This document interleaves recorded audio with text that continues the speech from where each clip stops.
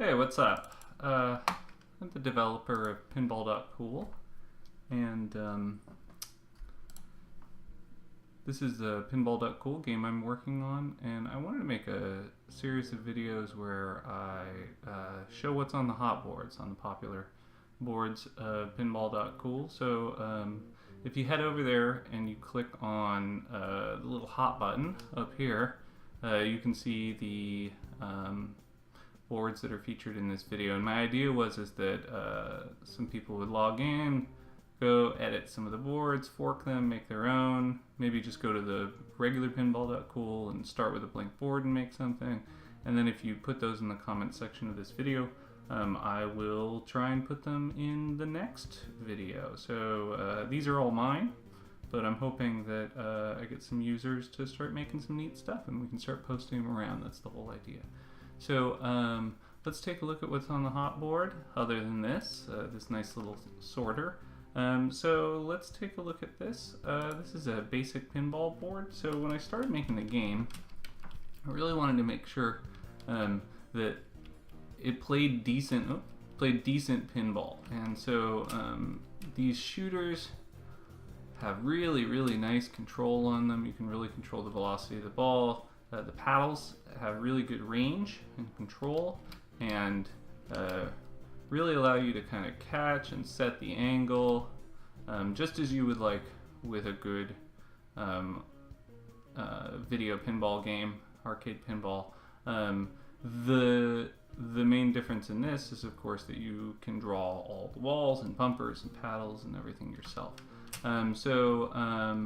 This is just a real basic board, and I would love it if somebody would actually make a pretty nice pinball machine. You can see there's a lot more room to work with, so it'd be great. Maybe you want to come onto the hot board and bust out some of the walls on this one, or maybe you just want to start with a blank board. Let's take a look at another one. This one's great. This kind of reminds me, you know, in the 80s you would get those like executive toys that were designed to like sit on somebody's desk while they were at work, and you could just kind of like zone out and like watch little bubbles go down like a set of inclined planes. So this is kind of a similar idea. It really has very tight tolerances on those downward planes as the balls fall, and part of the kind of neat part of this is that in order to keep those tolerances so tight, you can see it's going right up against the edge.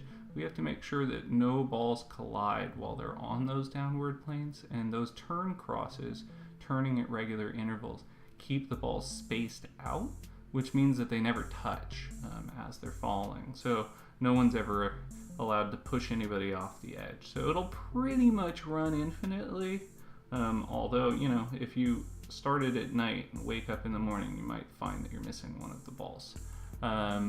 But it's pretty nice, it's pretty accurate.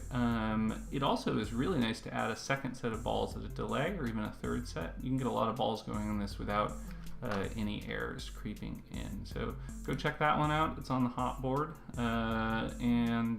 Let's take a look at just one more. This one's kind of neat.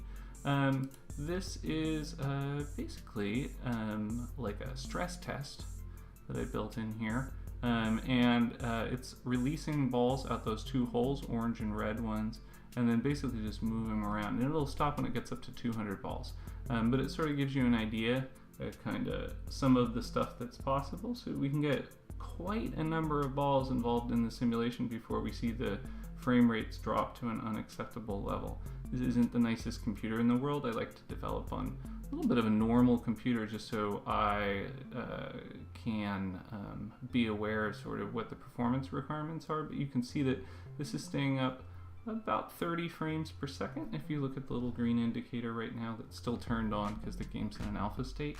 You know, that's acceptable. It's an acceptable frame rate. So it won't run this well on your phone, but it runs pretty well on a decent desktop computer.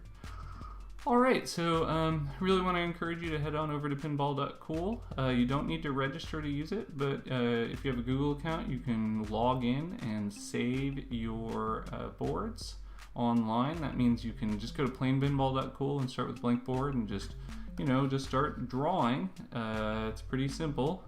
start drawing. You can draw anything. There we go. See how they deal with that. So you can start with a blank board, just draw stuff, or maybe you want to grab one of the hot boards that I have put in here today, or check out one of the ones I didn't look at. If you make something cool with it, post the link in the comments, and I will include it in the next video. All right, thanks a lot for tuning in, and don't forget to like and subscribe.